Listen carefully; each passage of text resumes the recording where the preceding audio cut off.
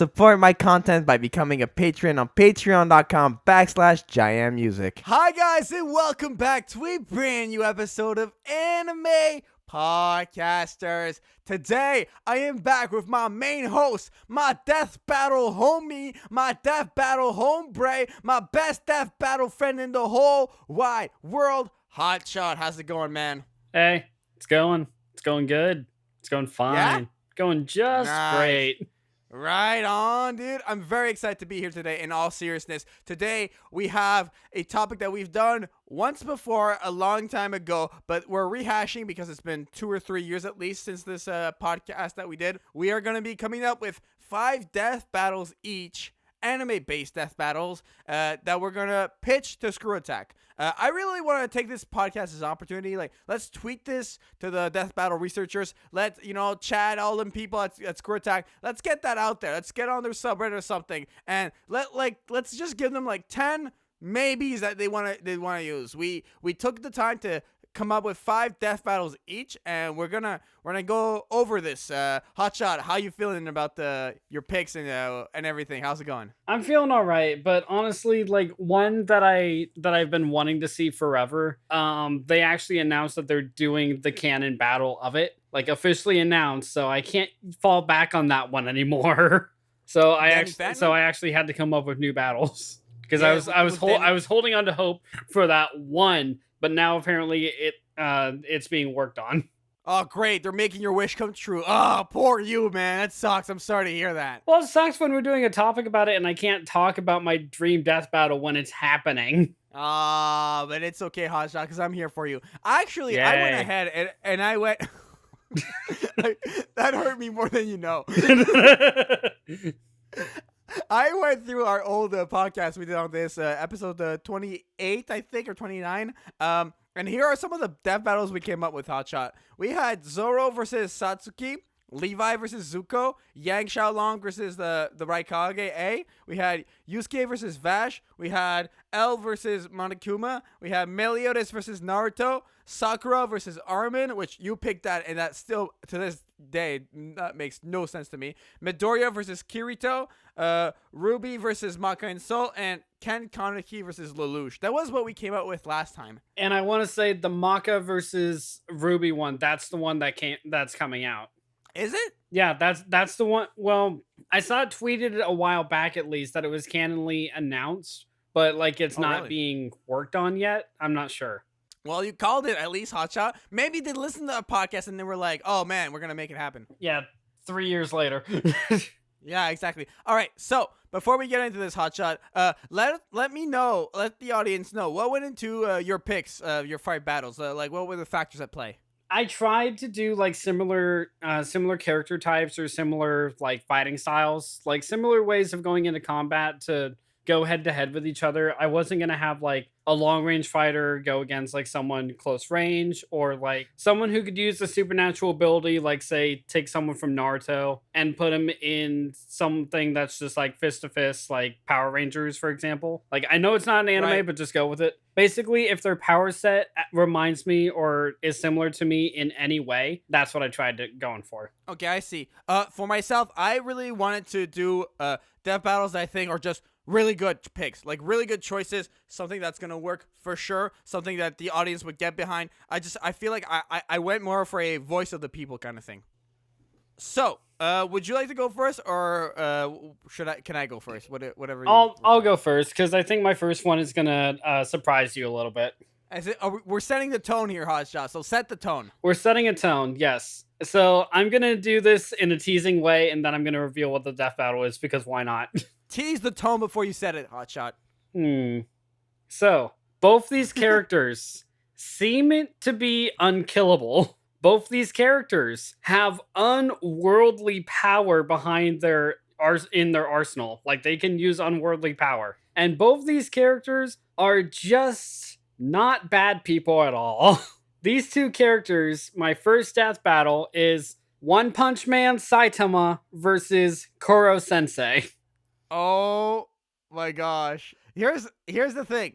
So I'm just going to put it out there in the verse. One of those two characters is within one of my battles. I'll just say it like that. Okay. But I don't know. I don't see Death Battle putting Saitama in there ever. No, You I know what know, I know. But this would be hilarious. This Well- would be hilarious. This would be it's the pony versus Deadpool kind of vibe I'm getting here. Right, because Korosensei can be obliterated. We all know this, but he can regenerate in like even from the tiniest of forms, or even when he's like in his like defensive little shell that he has to put himself into. It can't be penetrated, like even by anti-him anything.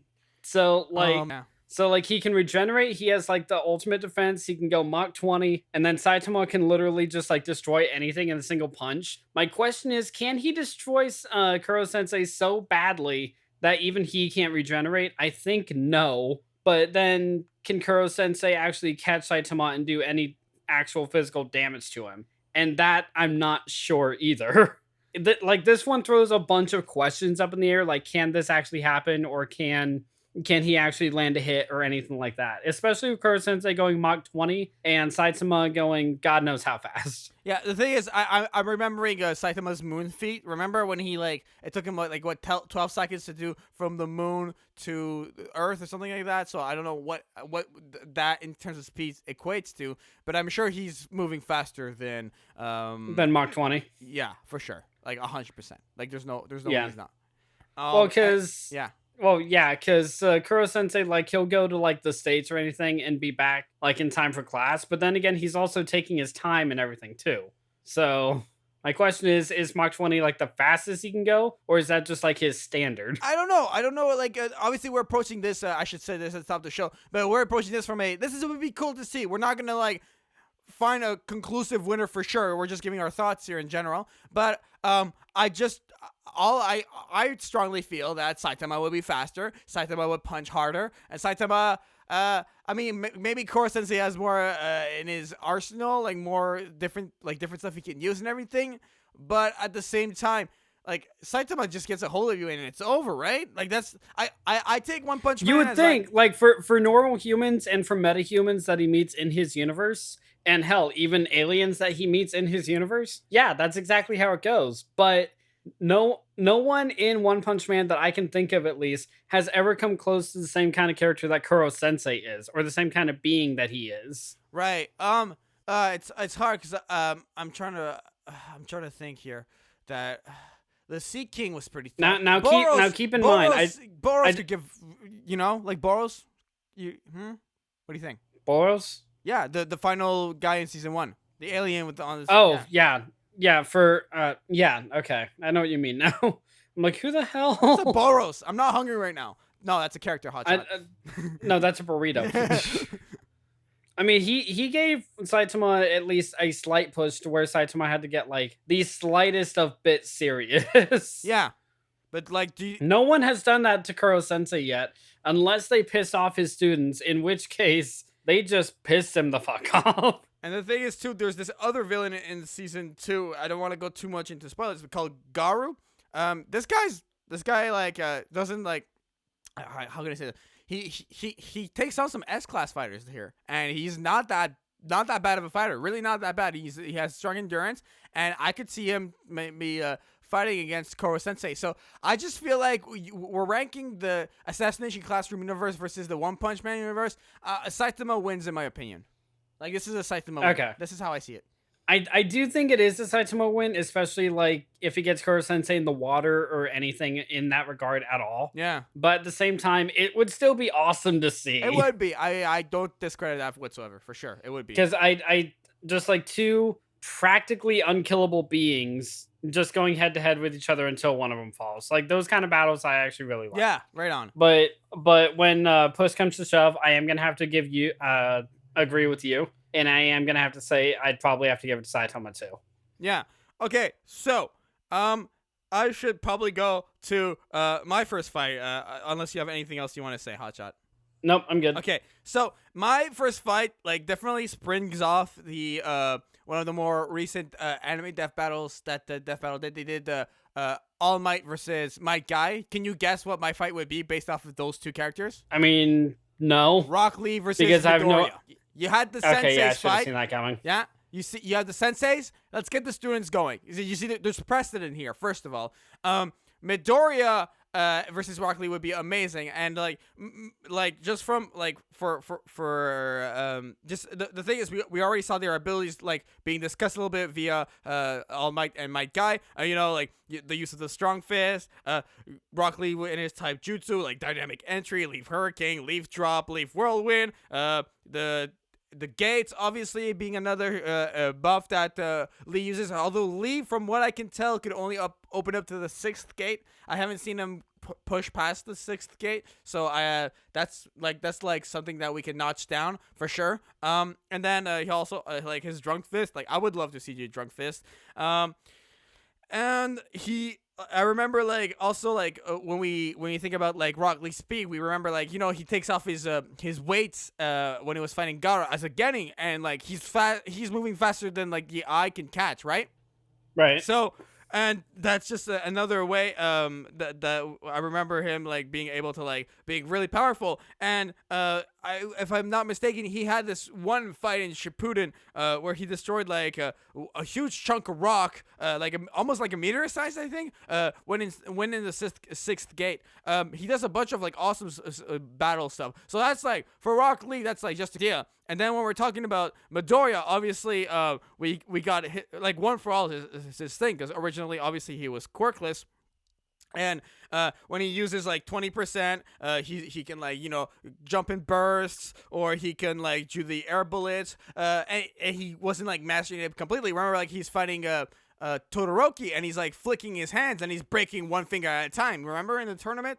So that's another thing that's there. And the other thing that's like relates, like both these characters have recoil, right? The primary Lotus recoil, One for All recoil, unless it's like fully mastered. So there's a lot of like ins and outs here that go. And so I think it would be a great battle. I would just really think it would be a great battle. And like more stuff on Deku, like I remember like he uses it. He uses like One for All at 100% at once, and I don't want to go because I know you didn't finish the latest season. He goes even further. No, and when Deku uses One for All, he's fighting like that. Not Overload. I know the name. Deadhaul. No, Overhaul. He's fighting Overhaul. Overhaul. Okay, cool. With the I can't remember the girl's name either on his back, but fought with her on his back because she kept rewinding his quirk so he wouldn't get injured. So you at saw the it? time. I played it. The game covered it. I mean, speed wise, I think Rock Lee's got him because like Midoriya could keep up with like what's that guy's name? The hero killer. I'm just gonna be straight up honest here. Like it would be a fight for both of them, but I would have to give the win to Lee. Because the only reason that Midoriya was even able to use 100% One for All was because of the girl on his back rewinding him. He still can't fully master it. Like, he can use One for All enough to where he can use, like, a certain percentage. But if he overdoes it, then he's still going to break something. And Midoriya, but then when Midoriya's strategy comes into play, because he's a brilliant strategist when it comes to like taking down people stronger than him, but he's also incredibly reckless with like how many times he can actually like use One for All, or how many times he can exceed the limit or anything like that.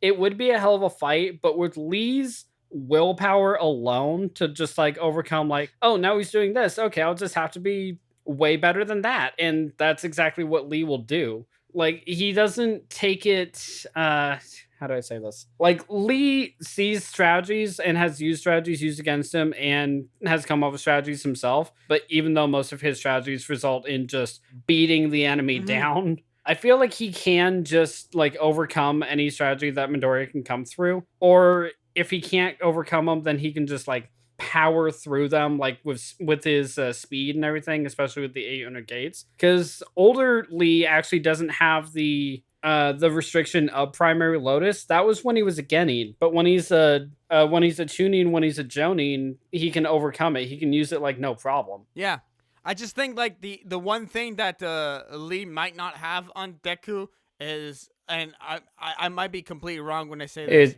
is like actual like there's attack potency. Like I remember like Deku like smashing that robot when he was like just starting, and he used like one for all for like the very first time. But like Lee's also done some pretty big blows. Like I mean, he absolutely destroyed the arena when he was a Genin against Gaara. So I don't know, but I think overall Lee would win. Like that's how I picture it. That being said, I think it would be a great battle. That like anime fans would be hyped up for this one for sure. It would be a sequel to the All Might versus Guy, and that death battle alone was probably their most popular, if not like most sought after. But at the same time, do you think this would still get them as excited? Because it'd be like rehashing the same fight in a lot to Like I know Deku is like way different than All Might, but Lee isn't really all that different from Guy. The My Hero fans are bitter. Their symbol of peace lost. Okay, well, I bet you Deku could destroy Rock Lee. Okay, boom, let's make it happen. It's like a rematch. And then Lee destroys Deku. Potentially.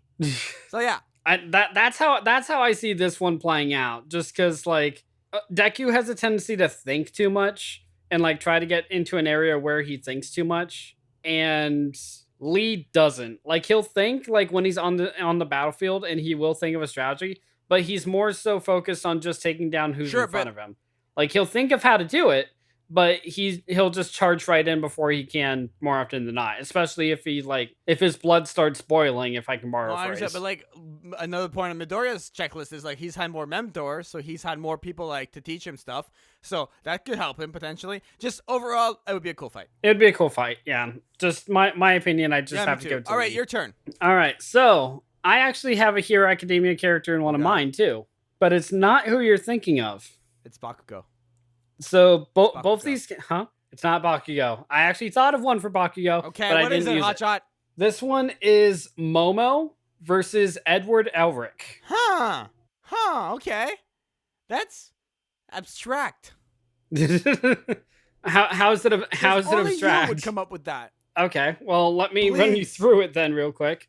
So with Momo having the ability, like her quirk is creation. So basically, if she understands the molecule structure of whatever she's trying to create, she can create it at will. But it takes time for her to create said objects, which is why when she fought in the hero sponsorship tournament, that she almost immediately lost because she couldn't react fast enough to create her items. Meanwhile, on Ed's side, he can create anything pretty much out of the materials that he takes from. Like no transference circle, no nothing like that. Basically, as long as he takes something from an item, he can create something new from that item. Like taking a chunk of concrete and then just like crafting it into like a dagger or something. So with both these creation-esque tracks to them, it just leaves like to the imagination, like literally what they can come up with. And it's kind of like a Lantern fight from DC. Like if a Green Lantern fought against a different Green Lantern, literally the only limitation is your imagination. That's kind of what I'm basing this one off of, because they can both create at will, essentially.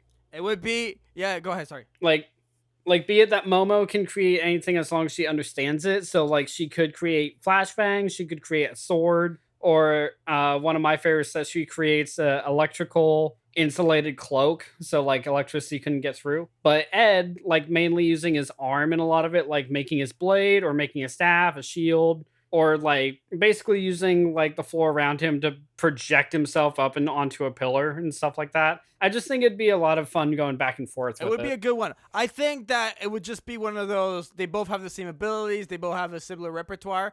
But like Elric wins, right? Because Momo is good, but you know, like she's definitely a lower tier character in My Hero Academia, and I feel like Elric as a main character just has more in his arsenal. Is that?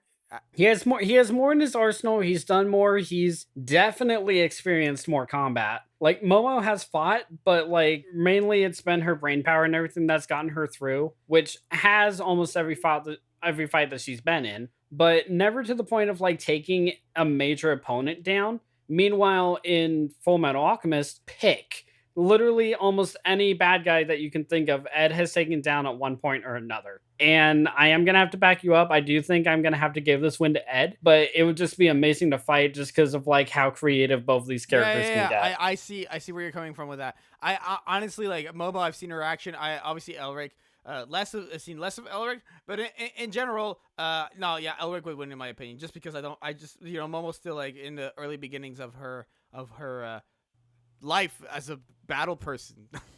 Like life as a combatant, yeah. Whereas Ed literally has to take down all the corrupted alchemists in his area, or like when Raph takes over and take down basically anyone that Raph sends after Yeah. him, or any targets that that he has at the time. He has experienced these combats, like a lot of which without Al's help, and a lot of which where like something happens to Al and Ed just loses it. Mhm. So like experience alone, yeah, I'm gonna have to give it to Ed. The thing is here, so can I go to my next battle?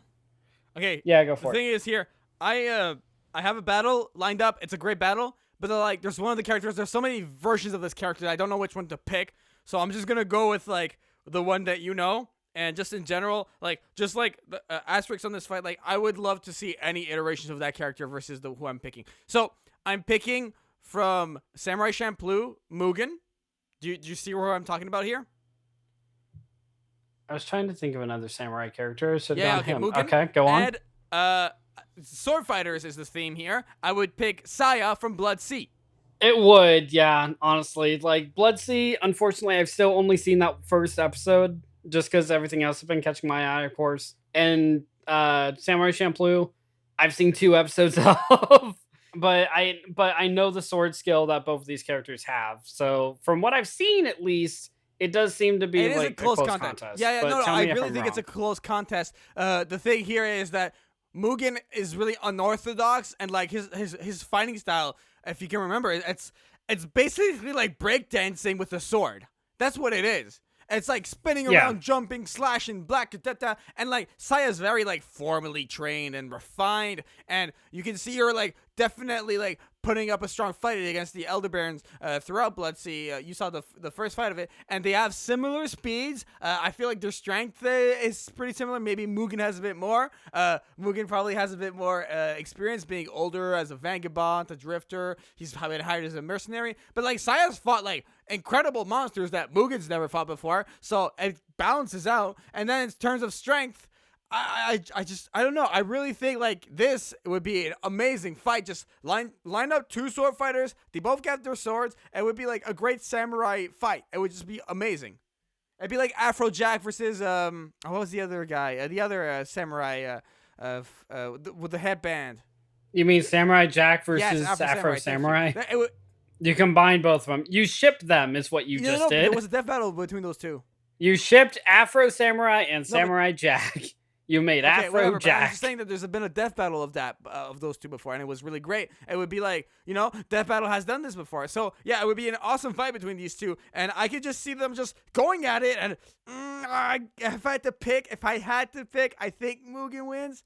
Maybe. That's all I got. It's honestly, like I said, I have a lack of evidence on both these fighters, so unfortunately I can't get or dive too deep into it. But from the experience that I've heard about for both these characters, whereas Mugen takes down like bounty hunters and like other samurai and everything else, whereas Saya hunts down literal monsters like capable of destroying the entire town or city, I'm gonna have to give the fighting prowess. I'm gonna have to give the win to Saya.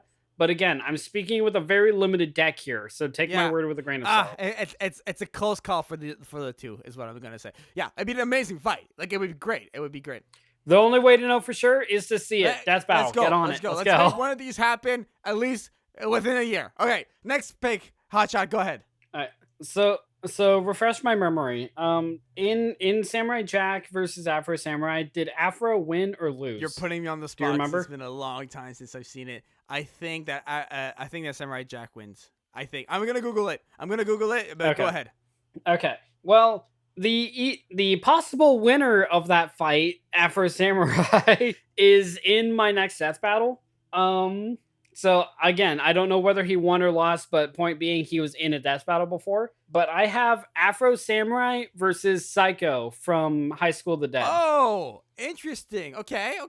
So Psycho from High School of the Dead has been trained in the way of the sword, like maybe not to samurai-esque levels, but she's been trained with a sword, she's been trained with firearms, and she basically mows down like a wave of zombies. Meanwhile, Afro has fought other samurai. He's fought in bounty hunters. He's fought in people with guns and rocket launchers, taken them down. So they have kind of a similar battle aspect to Sorry them. for interrupting. But I can give you the winner. Psycho. Samurai Jack won that one. Okay, so Afro lost once, Yeah. so maybe he'll lose again. But more to the point, just like these similar kind of experiences, like with fighting waves of enemies at once, or fighting with severely outclassed firepower. Like Psycho has used guns before, but Afro has also reflected bullets before and has proven to be a master of the sword when it comes to sword on sword combat. Psycho, however, we haven't seen really a whole lot of anyone coming after her with a sword. We've just seen her mow down zombies. So it'd be kind of a trial for her to see like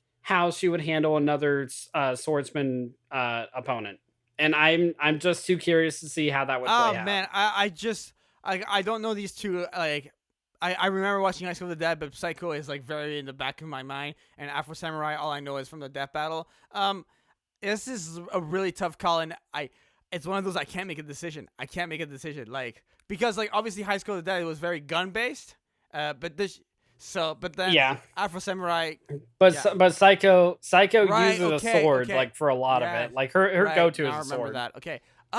Tough call. So I'm gonna have to say my vote for it though would have to go to Afro, mainly because he's experienced like opponents with swords coming after him before. The most that Psycho has dealt with is facing down hordes of zombies that have like their teeth and claws and everything else. So I'm not sure if she's fought with another someone with another sword. I can't remember, but from experience alone, I'm gonna have to give it to fair Afro. enough. Okay, let me think here. I don't know. Can I go to my next one? Yep, this is your fourth one too. I think. This is my third one. I've done Broccoli, Ideku, and I'm. Oh yeah. Because that's right. Because you went second. I'm used to me going. I second. made you pick who went first, dude. I know. That's just because I wanted to make sure that you didn't pick any of my picks. I'm going to go to the death battle where you picked one of the characters. I'm doing Saitama versus Tien from Dragon Ball. Okay. This is Tien from Dragon Ball. Saitama versus Tien.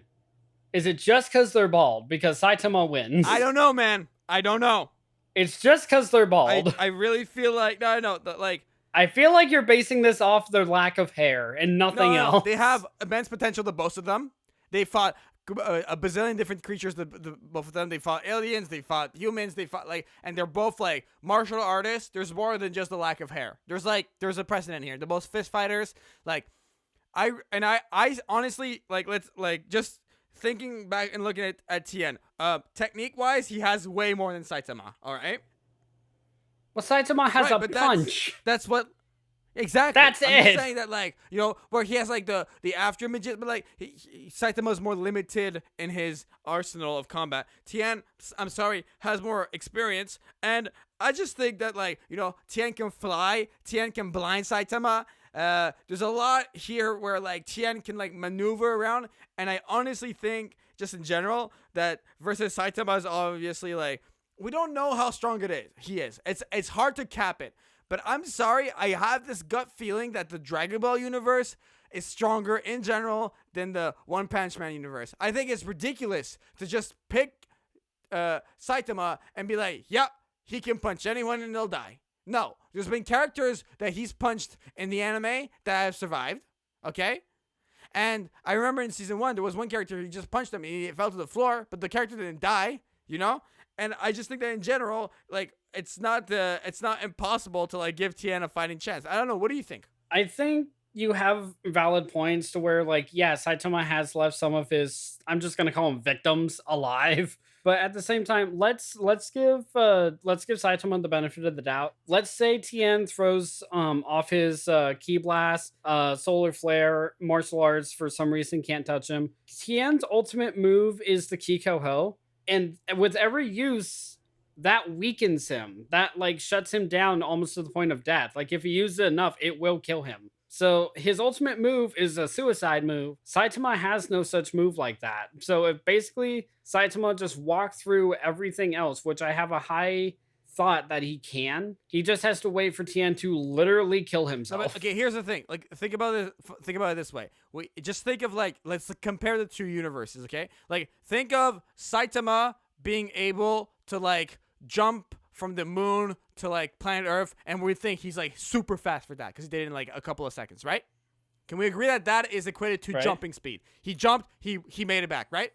Okay, that's Saitama, and we can agree that's like super strong Saitama. Think about when Piccolo was in Dragon Ball, not even Dragon Ball Z, destroyed Dragon Ball Z early Saiyan Saga Piccolo destroyed the moon, right? From birth. She shot a blast to destroy the moon, right? And it landed and it destroyed in a couple seconds, and he was able to like keep up with like Raditz at that point, you know, and dodge attacks from Raditz. That was like Dragon Ball, you know? And we've had the Frieza saga after that, the Cell saga, the Buu saga, Super, where like Tien was fighting godlike fighters in the Tournament of Power. Like he is like on another level. I really think that the Dragon Ball universe is like so powerful that like when we introduce gods of destructions and like stuff like that, and Tien was recruited as one of the 10 strongest fighters on from his universe. Like I really think that like just like thinking of his Kiko as a suicide move is like yeah, sure, but that was like against like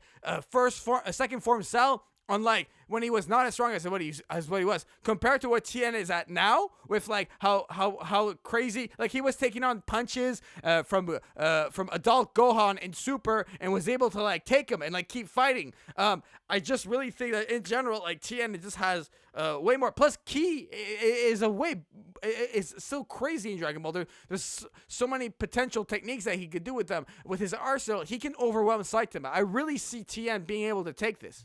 I might just not give Tien like enough credit, because just like obviously when I'm watching Dragon Ball, like I'm more focused on Goku or like any of those others. I don't really pay much attention to like Yamcha and Tien like over in the background characters as much as I obviously should. Because from what you described, yeah, it does sound like he'd give a fighting chance. But at the same time, I just, for some reason, I might just be biased. I can't separate the fact that like Saitama wouldn't be able to somehow dodge a lot of these attacks. Like maybe get hit by one or two, but like not show any damage, because he hardly ever has from like any other god tier. There's no level god tier attack levels in One him. Punch Man. I want to bust that right there. Like there's no god tier level.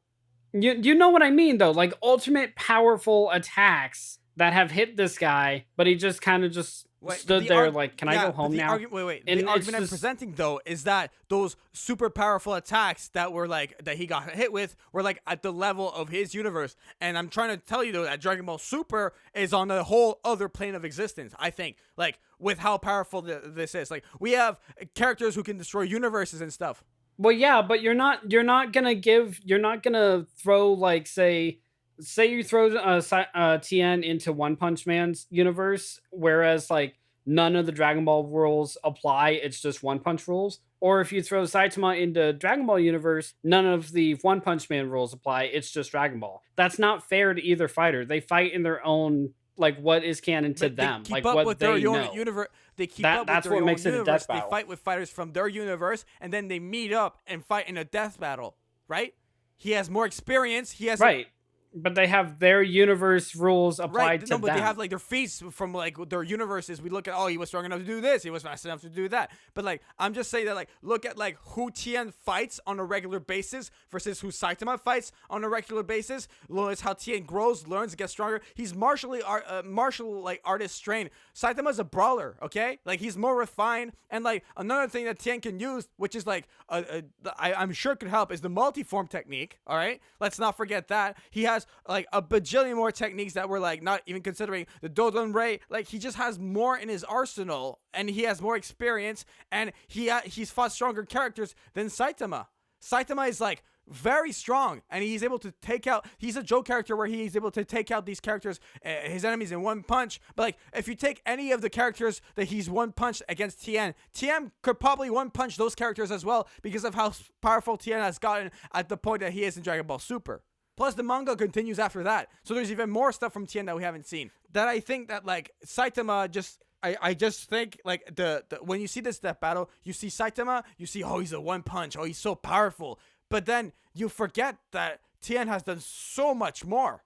And he's, like, on a different level of existence with, like, the universe, how strong the Dragon Ball universe is versus the One Punch universe. That, like, these two against each other, like, Tien wins. He just does. I can't see him not winning. And I can't see Saitama No, losing, but so I this is guess such we're a done. Great conversation. I want to keep going on this subject. I love this. I'm done. You're draining me here. I mean, it's legitimately just because like when it comes to Tien, I don't have enough information. Like personal information. Because a lot of what I'm hearing is secondhand, and I don't doubt you at all. But at the same time, with Tien, he's just, to me at least, one of those characters I push in the back of my mind and don't pay attention to.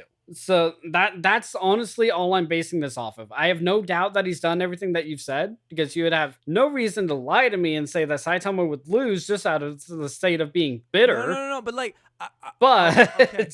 just to me, Saitama sounds like he would still win this. But that's because I'm putting Saitama in the rules of his own existence. I'm applying One Punch rules as you to should. Saitama. But like, what I'm trying to understand here is like when you are looking at like when you're making your decision, right? Are you taking like what I said into account as like this Tien can do this, Tien can do all those things, or are you saying oh he might be able to, so I think Saitama's gonna win? Like which one are you doing? I'm honestly going back and forth between like what I think Saitama could actually handle, and whereas Tien would have issues with some of these other monsters, like Saitama maybe take more than one punch, maybe two punch, maybe even a kick, but I feel like he would still be able to take him down. So let's for example here, let's okay, so you know season 2 of One Punch, I don't, so you might know like more enemies that Saitama has come up against that haven't gone down with one punch, and that might be driving what you know more than what I know. So you might be right. Tien might walk away with this one. But with everyone that I've at least seen Tien fight, like I've seen him fight Cell, I've seen him fight against Boo, I've seen him fight Cell Jr., I've seen him fight against Nappa. Like I've seen him basically in Z more than I have in Super, and he always goes down like every time. But I'm thinking that Saitama could take them down relatively easily. But like I guess what I'm trying to say here is like when you look at Dragon Ball Super, which I understand you haven't seen Dragon Ball Super, we've gone over this 1,000 times. It's just that like the Tournament of Power is like the cream of the crop of the fighters, and he's fighting against like god level characters, and he's like taking some of them out, right? Like he drops early in the Tournament of Power, but he's still able to keep up with like those like god level characters that I really don't see Saitama even standing a chance against, right? And so I guess what I'm saying is that when I'm saying all those things, and you take that, like makes it so it's very unlikely for Saitama to win. Is what I'm trying to say. But like, yeah, maybe when I see the Tournament of Power for myself finally, maybe I'll change my mind on this. Maybe I will agree with you in saying Tien wins. But with the information I have, right, fair enough. I'm still backing up Saitama. This is why I love podcasting with you, because like this is what I live for. All right, go. It's like sometimes you can convince me, other times I just stay on my ground. But I never seem to convince you, no matter what the fuck I do. Tien versus I'm just gonna be doing no. I'm just gonna do no, and I'm gonna send you that clip, just me going no one time, and say, here, loop this like every 5 seconds. You have me in the podcast. All right. So I'm cheating a little bit here, but not really, because you have accepted this as an anime, even though in the world of many, even me, even though it's animated like an anime, it is not an anime. Okay, you're picking I am not picking Aang. Oh my god! I am picking Zuko versus Natsu. I mean, yeah, but Natsu okay, from go Fairy ahead. Tail. I think this one like is like a one shot. Like I know who wins already. Natsu wins. Who do you think wins? Natsu's just stronger than Zuko. Zuko remains a human. And Natsu's done like, I haven't seen Fairy Tail, but like I've seen like fights in Fairy Tail and stuff like that. Zuko can't keep up. But please go ahead. Let's not just start. Let's start the argument after your explanation, please. So Natsu, being a Fire Slayer wizard, he has the ability to use basically fire spells and come up with different abilities around fire, even eating other fire sources to increase his overall power. So say he finds a torch, he'll eat it and use Dragon Flaming War, which is basically Fireball Jutsu. And basically it'll be just like way more powerful. He can eat his own flames, but to him they're not as tasty. Meanwhile, Zuko has the ability to control and manipulate fire and just like bend it around to his will. So I have just a feeling that fire attacks against the experienced Zuko wouldn't really do a whole lot because he's able to dispel them, he's able to separate them and control and manipulate them. So when it comes to not having the firepower, Zuko has a backup. Being the blue spirit, he's also trained in hand-to-hand combat and dual sword wielding. So he has other abilities to play off of here. Natsu, on the other hand, like he can fight fist to fist, but a lot of his abilities deprive heavily on his fire. Right. So just seeing that go back and forth, like maybe Natsu does get lucky and land a fire blast on Zuko, or maybe Zuko's ability to control fire is more than enough for Natsu to handle, and he comes through with his swords and finally guts Natsu. Like there's several ways that this can go. It all depends on like demand and control, or like supply and control, I guess. Like, can Natsu dish out more than enough than Zuko can handle, or is Natsu just gonna underestimate Zuko's ability to control fire and then just completely lose it? It could go either way in my eyes. But why are you so heavily on Natsu winning? Natsu has like more attack points that like does not compare to anything that Zuko. That's the illustration I have in my head. But the thing is, I haven't. No, but like. Well, Zuko, yeah, because he's an anime. Like just from an attack point of view, it doesn't matter experience or anything. It's just like the sheer willpower and just strength he possesses. Like what the hell? How? I get the blue spirit. Great. You put a mask on, you got 2 blades. But like, bro, you're gonna melt, bro. You're gonna melt. We're gonna do Marshmallow Zuko. That's what's gonna happen. I don't see Natsu losing. I don't. You also haven't watched any of Fairy Tail. So you don't know about magic limits. You can run out of magic ability. You can run out of being able to use your spells. You can drain yourself out. Zuko, on the other hand, can't do that with fire. He literally has it until it's not around anymore. He can even create it in snow. Like, he's at a horrible disadvantage, but he can still create it from absolute nothing. It's air. As long as he's in air or anything that can sustain oxygen, he can make fire. So literally the only way is underwater. But Natsu can't use his fire underwater either. And like I said, Zuko can hand-to-hand and actually fight. I'm looking at just some Natsu feats, not so much. And please tell me how Zuko, because I really feel like you think Zuko's gonna win this. That's like how you're like arguing. Like that's what it sounds like to me right now.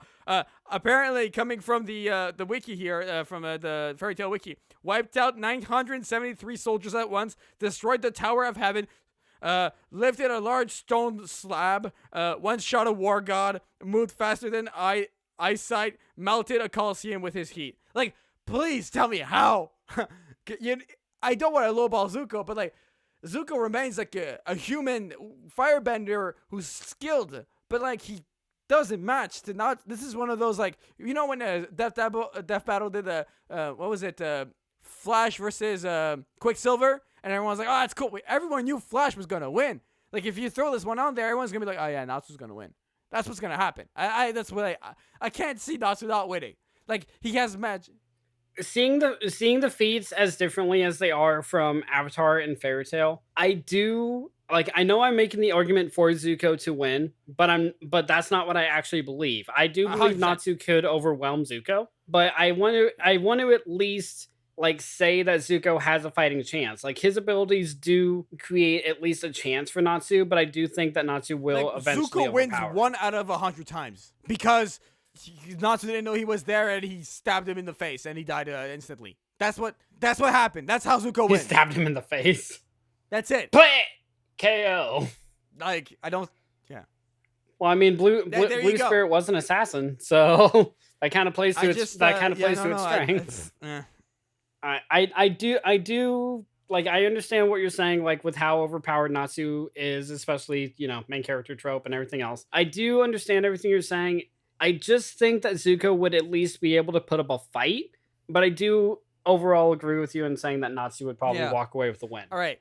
I want to go to my next battle. Okay, this battle is not necessarily fist fighting. It's a battle of the brains for sure.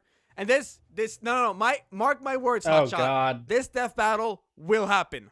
It's just a matter of time. I'm picking. This is like a classic. This one's on the message boards everywhere, and this one needs to happen. I'm talking about Lelouch versus Light Yagami. It would be a great battle in the sense that these two characters are compared all the time. These characters are argued about all the time, and I don't want to get too deep into the semantics. Obviously, the power of Gios being able to like look someone in the eyes and tell them to do something, and it works on them once. If Lelouch is able to simply just look Light in the eyes and be like, kill yourself, Lelouch wins. And if Light gets the Shin Yagami eyes and writes down Lelouch's name right away, Light wins. It could end up in a tie as well. There's a lot more going on in the brains here that makes it very convoluted. This is probably one of those fights that was proposed, and the guys at Screw Attack were like, yeah, we're going to spend like literally the rest of our lives trying to figure out who wins this. But I just think that overwhelmingly, Lelouch most likely wins. And I know you're not a fan, but just in general, just think about it like this. The guy can see your name and write it down on a piece of paper. The other guy can look at your eyes and tell you to kill yourself. Who do you think, and they're both very smart and strategic, who do you think in general could win? Or is it a toss-up? Honestly, I'm going to say a toss-up because actually, well, if... in order to... Okay, let's say Light accepts the devil eyes, so accepts the death eyes. If he accepts that and shortens his lifespan, yes, does the name appear on people's heads immediately? I'm going to have to give it to Light, because with him, you can see the name immediately, and you can see it from a distance, especially with how smart he is. Plus, everyone knows Lelouch's name, like in his universe at least. However, when it comes to Light, he's just your average high school student, like no one ever pays any attention to. And honestly, Light hardly looks people in the eyes. Like, he'll look L in the eyes because he's going up against L. Then again, here he's going up against Lelouch. Yeah. But Lelouch has to have it active, right? Yeah. He has to have his power active in order to actually use it. Meanwhile, Light's is active passively. It's active all the time. Like, he doesn't have to do anything special other than accept the deal. So from what I understand from both characters, in that aspect, if I'm using legitimately just their own special tools, I'd have to give it to Light. However, Lelouch is also trained military style. Like, he can use guns, he can use weapons. So he would also have an advantage there, whereas Light doesn't have any of that. More to it, too, in the sense that, like, I do think Lelouch would win in the sense that, like, okay, what Light needs to do is, like, stall out the match to be able to, like, get in the spot and get the eyes and get the name and write it down. You know, there's, like, steps to everything, right? Lelouch has this robot that he can get into and everything. So if he gets into the robot, you can see his face. It's harder to see him. And the thing is, too, Lelouch he wears a mask, and I'm not sure if the rules say, but I'm pretty sure if you can't see someone's face and they're wearing a mask, kind of screwed. I'm pretty sure you have to see their face. Well, I thought their name just appeared on their head like they're in an MMO. You can't think of their face while you're writing down their name. So. Oh, well then fucking, yeah, Lelouch. I didn't know. Yeah, I didn't remember that rule at all. Again, not a fan of Death Note, so I don't care. Lelouch has CC as a partner, and Light has Ryuk. Ryuk's more cryptic. Ryuk, like, kind of helps out, like, a little bit, but, like, CC's, like, devoted to Lelouch and is way more going to be able to help. So, Lelouch, I think. All right, I'm going to have to give it to Lelouch. Again, don't really care about either series, so I can't really give, like, a detailed explanation. Tien or, like, would remember, like, any Saitama. continuity rules What? that you forget, Sorry, for example. PTSD kicked in. But I'm going to have to give it to Lelouch, mainly for the fact because I like Lelouch more than I like Light anyway. I hate them both, but I like Lelouch more. I really hope this is a good one. So my last fight has to do with a genre that I absolutely love. I haven't gotten a lot into any of the variety of storylines that they're in, but I love the idea of it, so here we go. The genre is mecha, and I am picking Goron Logon versus Starlitzia from Darling in the Franxx. Again, you have absolutely no idea what I'm speaking about. Goron Logon, so the mech from Goron Logon, which is the title name, and Starlitzia from Darling in the Franxx. Okay. Goron Logon is a mech that is in two pieces. It's a torso and body piece alongside head. So the body is called Loron, I think, and the head is called Goron. So when they're combined, they can actually, operate like a mech does. They have blasters, they have swords. I think Goron Logon actually has a sword and a shield. And Starlitzia from Darling in the Franxx is everyone's favorite pink-haired horned girl, 02's mech. And I'm just saying that because, like, literally, if you look at Darling in the Franxx anywhere, you will find 02 and you will remember exactly what she is or what she looks like. and to in sorry for in it fuck in order to operate Starlitzia completely, she has to be paired with her partner Hero. So it has to have Hero and Zero Two in it, and Starlitzia has jet powered boots, a spear, basically an ultra power red mode that like increases all of her feats like 3 times over, if that.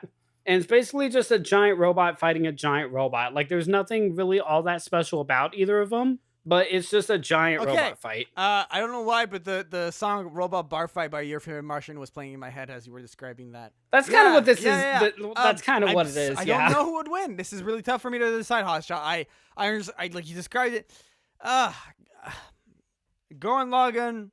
I'm gonna No, go ahead, please. Go ahead. All right. Me personally, I'd have to give the win to Starlitzia, and here's why. If Starlitzia is damaged, and let's say like the cockpit gets damaged at all and Hero dies in the mech, Zero Two not being 100% human goes into a full-on blood rage, and she is one of the few Franks operators who can drive her mech on her own. And with Hero dead, instead of like the Starlitzia like able to operate at full capacity like your actual standard Franks, Starlitzia goes into like a wolf beast mode to where Zero Two is like completely frantic and completely just ripping into anything in front of her. So with that bonus frenzy mode, like she's completely unpredictable, she's completely unreadable.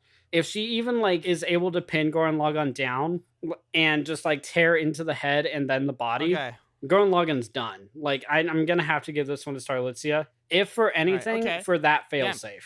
Intense, very intense. I guess I have to agree because like this is like one of those like, you know, I don't know these characters. I mean, you know them better, and like I'm looking at the wiki pages, but it's too hard to decipher. So I'm gonna have to simply agree, I think. I will come clean here and say Gurren Lagann, as much as I love it, I haven't finished it, so I could be missing some specs about the actual mech itself. But Darling in the Franxx, I have actually almost finished the entirety of the series, so I've seen Starlitzia a number of times. The feats that she's achieved are way up there from what I've actually seen Gurren Lagann achieve. Then again, when I watch Gurren Lagann, I'm mainly watching Fuyoko, okay. but then again, who isn't? You could put it that way. Okay, can I go to my final battle? Yep, and yes, this is okay. the final this one. Is kind of a how can I say? I'm pretty sure we all know who would win already, but just it's one of those quick servers versus Flash battles, just because they're both the way these two characters line up, it's really cool. They are both like evil characters. They're both major characters in their unique series. They're both lords. They both have their own army. They both go in a spaceship. I am talking about Lord Boros versus Frieza. Obviously, Frieza wins. I just think from a how can I say, from a narrative point of view, this like I feel like Frieza and Lord Boros, like they mirror each other in many different ways. I mean, truth told, when me and Kyo finally watched One Punch for the first time and made it to Boros, we kind of looked at each other like, this is just fucking Frieza. Frieza obviously, like, we has his different ones, but now we most commonly see him in his gold form, and he was able to keep up like with every single like Z fighter, like Piccolo, Vegeta, Goku, like god level characters, and even in the Tournament of Power, before the Tournament of Power, sorry, these henchmen were hired to go over the Frieza and use Hakai, which is a god of destruction energy. And this is like, you throw Hakai over like on a building, the building doesn't explode, it just vaporizes, it just goes away. And that's what, like, you know, it's something that like gods of destruction have access to. And one of these characters uses the attack on Frieza, and Frieza is able to like close the attack back in and like not be killed by a god of destruction energy. So just like very, very powerful character. But then like Lord Boros is really cool, and I just loved how strong he was versus Saitama, and he put on an awesome fight. Like you put these two against each other, and I could just see a great battle developing for sure. It would be a great fight, especially since Boros has that power up mode, like just when he You know what Yeah. what I'm talking about, right? Like when he buffs out. But with him only having that one transformation and then Frieza having let's just give the benefit of the doubt. Let's say Frieza starts at form 1. Like form 1 through 3 Frieza, I feel like wouldn't be able to do a whole lot. Quote unquote final form Frieza would actually, I feel like, would be toe to toe with the guy. But then once Frieza goes gold, no, but like, not so much. It's just like Frieza wins just because he like overwhelms Boros in every category is what I see.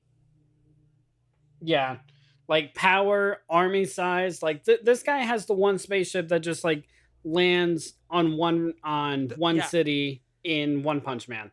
Frieza, on the other hand, has an actual galactic force working for him. Has obviously Frieza's force is strong and like it's vast, but like Boros has a galactic force behind him. Like he does, maybe not as big, but it's still a galactic force because they've gone from planet to planet to planet to destroy and everything, and it's like we've seen it happen before. But the thing is, like, we've seen Boros fighting Saitama. Here's an argument for Boros. Saitama was punching him, and Boros was able to regenerate, right? Have we seen Frieza fight someone who can regenerate? Right. And can Frieza like do an attack powerful enough to defeat someone who can regenerate? I think like Frieza can. No, but what I'm trying to he'll get just at here destroy is, the planet. Boros has been in space too, dude. You know, it's not like okay. But the one I'm trying to say is like fair. Yeah, okay. It's like it's not a complete wiping of the table because I think like Frieza will have to pull out like a death ball or something to like have to like really destroy Boros, and Boros doesn't regenerate. You know what I mean? Like he's gonna have to go to the limit. I don't think Frieza's fought anyone to actually regenerate, but he has fought people who have like a resilience to damage to where like you have to do a metric ton of any attack ever to get even a scratch on the guy. But like this guy will accept damage and regenerate, but really you just have to output it like faster than he can regenerate. No, so I feel like Frieza can actually do that. In order for him to do so, he's gonna have to like pull out one of his strongest attacks. No, he's gonna actually have to try, attack, which would be like a death ball or something. Like a death beam's not. Or have Ginyu body swap and then just snap his neck. That's definitely within the rules of Death Battle. Yeah, right? I want to see that happen. Ginyu! Okay, to go over my list done. Once. I had Rock Lee versus Deku, Saya versus Mugen, Light versus Lelouch, Saitama versus Tien, which Tien wins, sorry, and Boros versus Frieza. Those were my picks. Go ahead, Hotshot. What were your picks?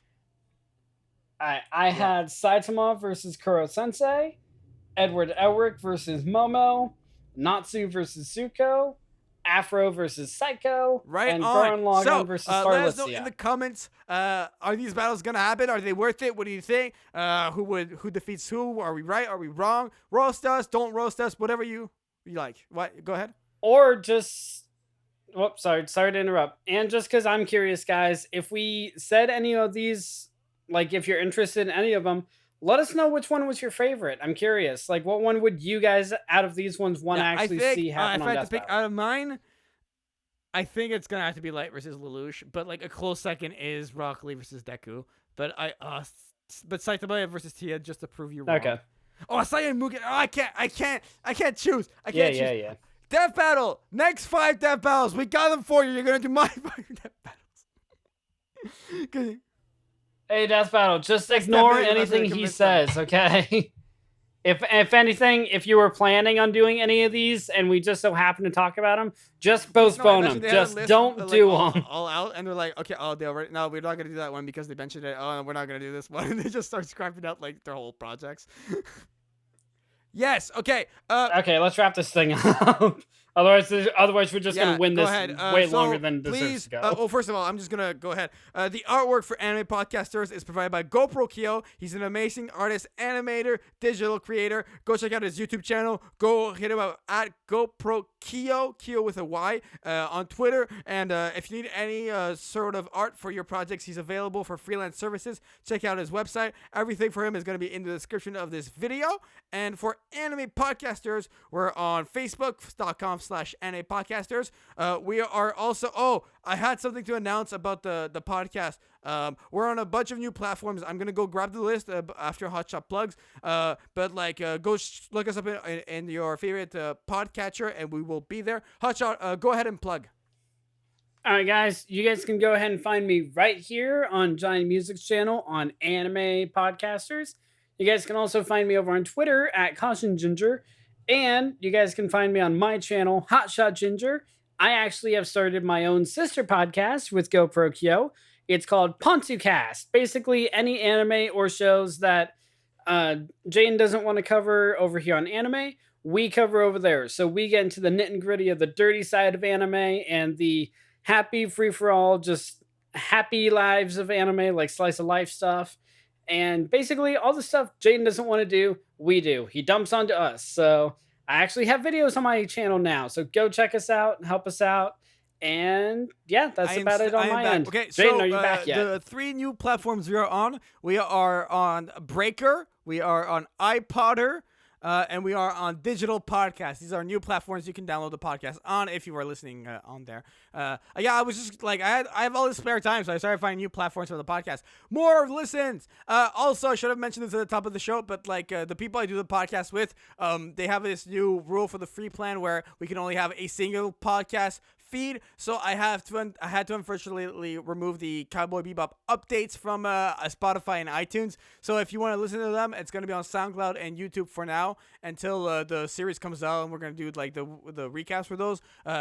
GoProkyo, we're going to set something else up with him. So that's it. And for myself, at JaianMusic everywhere, join the JaianMusic Discord server, patreon.com/JaianMusic, and JaianMusic.com if you want to hire me for any audio freelancing services. All right, for myself and Hotshot, this has been another episode of Anime